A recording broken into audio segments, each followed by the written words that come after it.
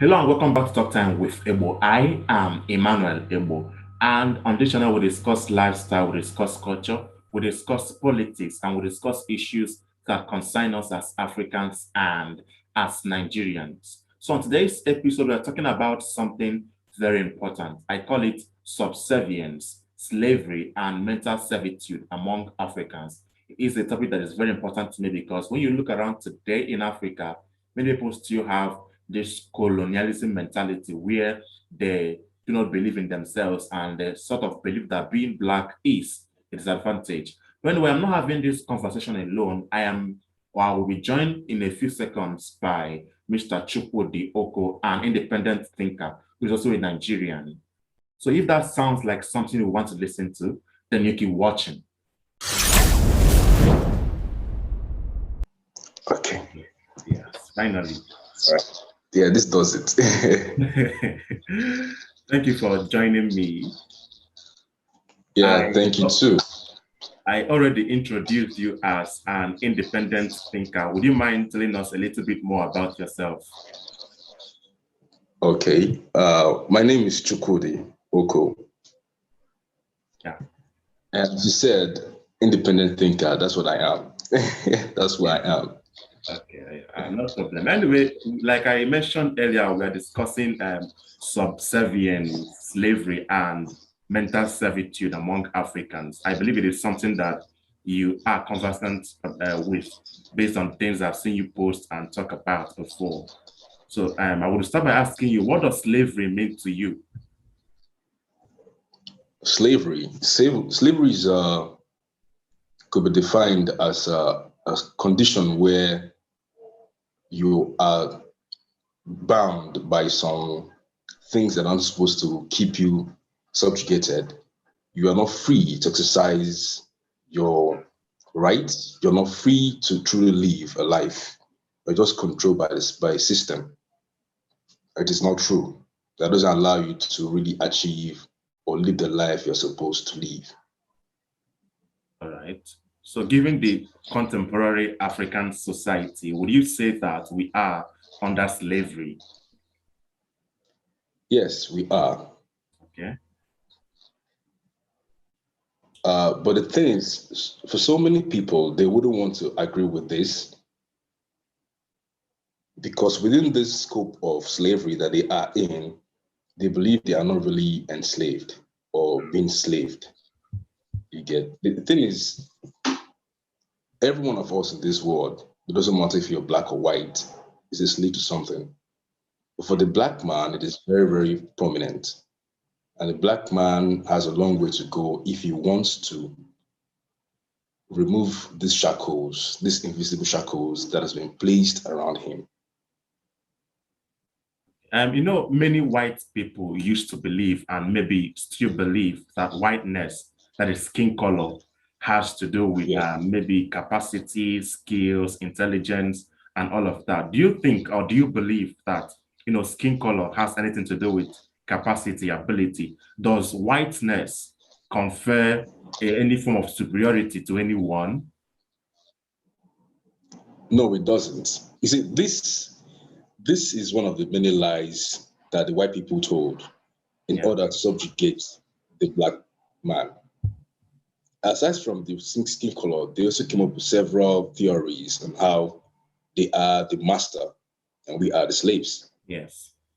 They are the master race and we are the inferior ones. So believing that whiteness should determine if you are wise or not is it's incredible. So since skin color has nothing to do with capacity, intelligence, wisdom and stuff like that, what do you think is wrong with the African mind? The African mind is enshackled. The African mind is locked up in a room. This is just about the psychology of the African man. Yeah. The thing is, the African man doesn't really know his history. Okay. All he knows of his history are the things that he's been told. some things he has read about in some fictional books. For example, I know many people that I've conversed with, they believe, they imagine that Africa was a place just like the way it was described in the book Things Fall Apart. Yes. They imagine the white man came and met us, and brought us education. They imagine we were a group of people who had no sense of humanism. Yeah. So all these things are because of what I would call colonialism. All these things are not true. I mean, if Africa was a place where we'll say is the cradle of civilization, how is it that Africa becomes a place where there is no people with cultural morals, no sense of reasoning? No, they just post-slavery stories, told to subjugate the black man. Yeah. So you would look at the thing is, slavery is a very vast topic, but we just know a little bit of how this thing happened. You are aware that slavery happened over 500 years ago and continued for about 430 years. So Yeah. within this period, so many things happened. When the Ghanaian Empire was at its peak, Europe was in its dark ages, where Africa had really begun mining gold. Mm-hmm. There were institutions of learning, there were libraries, there were technology developed. But the thing that happened was that the Europeans were lucky to get their hands on the gunpowder, which is black powder, that was originally invented by the Chinese. So because of this gunpowder, they had the advantage of getting to the gunpowder was used against the black man. And so when great empires like Ghanaian Empire and Songhai and the rest of them were being decimated, European states were growing. So Africa was stunted technologically and otherwise. So there was no space for Africa to really achieve its peak.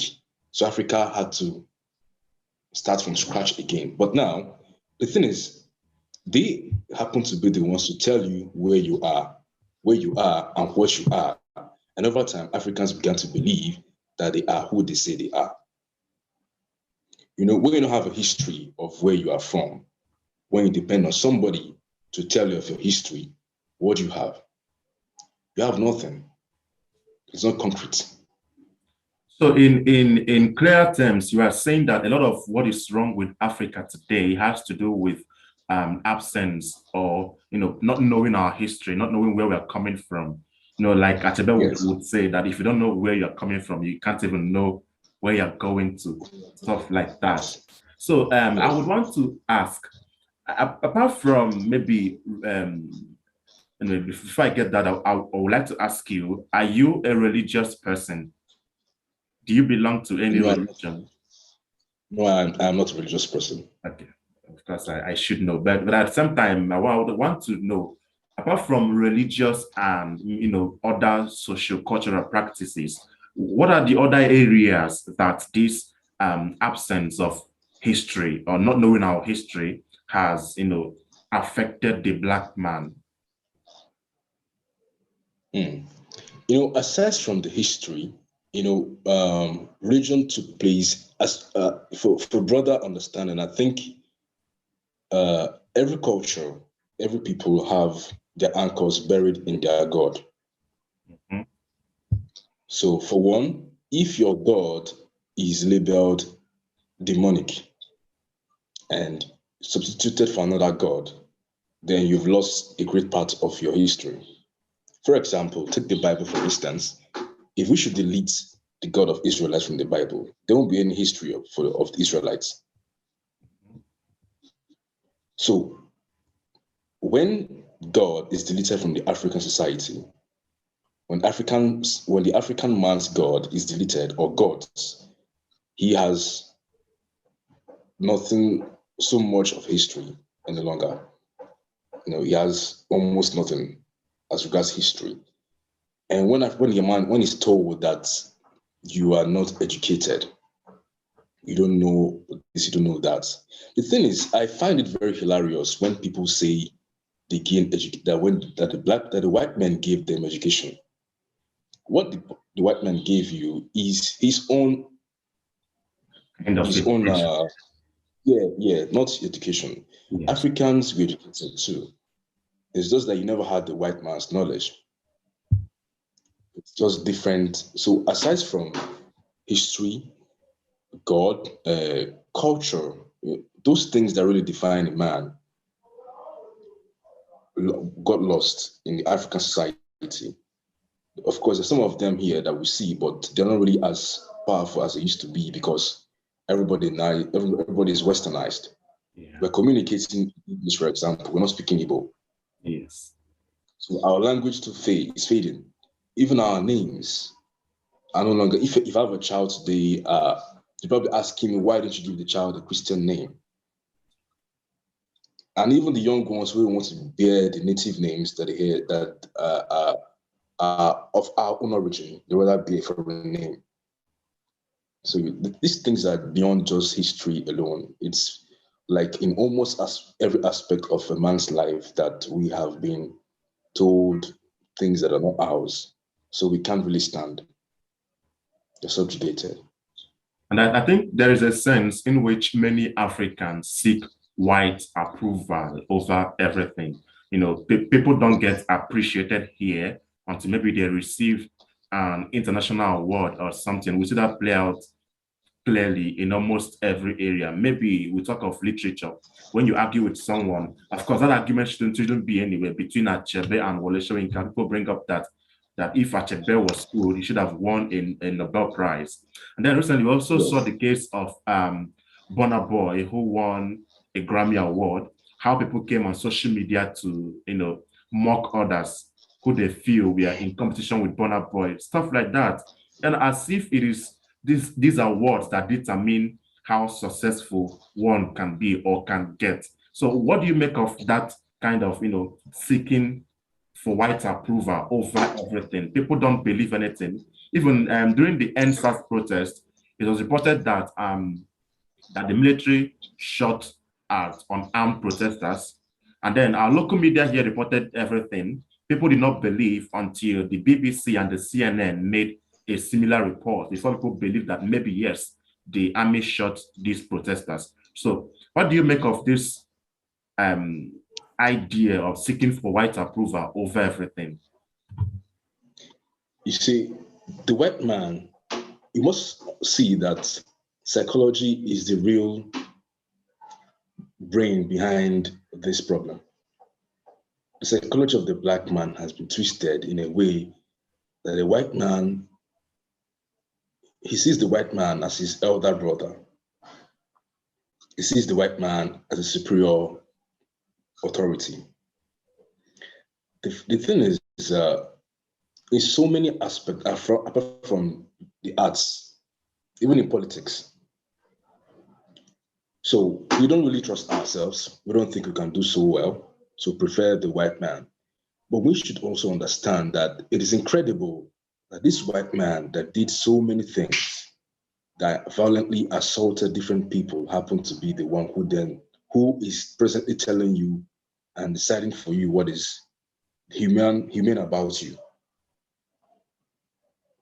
The thing is, we have to, for crying out loud, all of us have brains. We can think. We have to bring ourselves out of this box of believing that we are incapable. Africans are capable of everything. Civilization began here. We should stop deceiving ourselves by trying to be subservient. You don't need approval from anybody to live if you're truly independent, you should be independent indeed. So this is what they might call auto-colonialism, where you are the one victimizing yourself. You're begging to be victimized. That's the way it is. But something again I want to state here is that, when you you've been violently assaulted, you've been told you're not good enough. The only way you can feel you're good enough is by passing this aggression onto someone else so you can feel better. You get what I'm trying to say? So the thing is, you are dealt with, but for you to feel good about yourself, deal with somebody else. We're not dealing with that person that dealt with you, dealing with your kind. It's the psychology of the African mentality. So apparently, I see that maybe in our education sector, I mean, people keep blaming colonialism for our wars, for everything. We blame the colonial masters and all of that. But I keep wondering, when are we going to rise up to the responsibility of knowing that, we take charge of our own destiny and stop blaming these people? Maybe a kind of rearrange our education system, because I think it contributes very much to what we are facing today. The kind of education you get here is kind of poor. It doesn't reflect the African identity as it should. And then people end up just going to school and coming out without being truly educated. So what do you think can be done in our education system to make sure that it assists us in getting this, losing Africa from these shackles of mental slavery or mental servitude? The thing I would love to say is that I think this particular topic on the history of the African people should be told to the young ones as probably from their first year in secondary school. It should be something that everybody should know without being biased. We tell them their history so they know where they are coming from and know how to be more independent. Our educational sector is just a place where people go to imitate, not to learn how to think. It's just a place where you go to learn how to be like somebody else and not how to innovate, to be innovative. So lots of people go to school, engineers, they can't build roads. So people go to school to do this, do that, but they don't function in that capacity. Our education sector needs to be totally overhauled. We have people that are great. The thing about education is that before now, it used to be, Europe, for example, there used to be, there was no idea. I'm talking about like, say, 500 years ago, say 16th, 17th century. There weren't like a place where you go to, you pay money, you pay tuition to study so many courses. What you do is you go to a particular school. It could be the school owned by Aristotle. It could be the school owned by Thales Miletus. You go there to study under them as your master. It wasn't about you going to study all the subjects in the world to just gain one. So I believe that our educational sector should, first off, class should be overhauled. There shouldn't be class distinction. The reason why there is class distinction is the reason why we are here. So like instead of grading the students first, second, third, you don't need to do that. You should find another way of grading students, not by how much they were able to cram and how much you're able to put down on paper. Because cramming and putting on paper doesn't mean that you really know it. So I just believe that let's come up with the different way of, I'm not an educational expert, but I believe that we should teach our children how to think for themselves and not tell them what to think. That is just the problem there. Hello, can you hear me? Yes, I can hear you. All right. I think you have a better view now. Okay. All right. Thank you for coming back. Thank you. Before we are interrupted, you were talking about the need to overhaul our education system and why we need to teach our kids how to think and not what to think. So what's the difference between teaching So what's the difference between teaching a child what to think and teaching that child how to think. How do we go about that? No. Yeah. Okay. Let's go back to when we were in primary school. You are forced to learn the times table. You are forced to learn that 2 times 2 is 4. You cram the whole table. You don't ask questions. You don't ask why is it like this. All you expect to do when you asked is to just give them the answers that you've crammed over time. So we don't have the avenue to ask questions.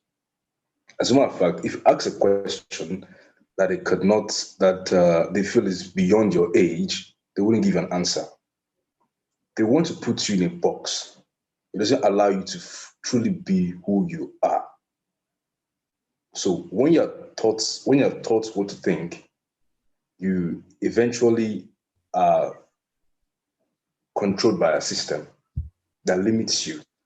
But if you're allowed to think for yourself, then things like aeroplane and the invention of aeroplane and lights, electricity will be a thing of one of the few things that we can actually do as human beings. Okay. So the idea of teaching them how to think is about allowing them to express themselves more, allowing them to ask questions when necessary, and not trying to confine them, in a box and limit their thoughts, how far their thoughts can go. Okay, that's a very good one. I'm about to conclude anyway, and I want to ask you, what is your advice to young Africans who still think that in one way or the other, that being Black is a disadvantage, that being Black is maybe a limitation, or that being Black has a way of keeping you still, or that allowing you to progress as much as you can? What's your advice to people who think like this? They should go back and read about the history of the Black people. Okay. If you are colonized, you would think that Black is evil. You think Black is at a disadvantage. But the thing is, it's actually a good thing, because if you know that you are at a disadvantage, you will strive to be at advantage. Okay. So it's a good thing that you have the opportunity to grow. But the thing is, if you don't know the history, where you're coming from, what you've been before now, you can't be able to excel beyond what they've told you that you are. So the thing is, for young Africans that are coming up, they need to re-educate themselves. They need to know who they are and what they can achieve, so they can be able to push forward from this idea of being at a disadvantage. All right.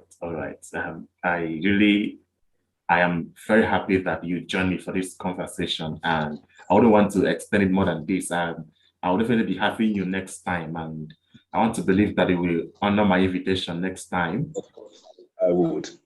So thank you very much for joining me, and I'm sure that those who listen to this will be able to hear you.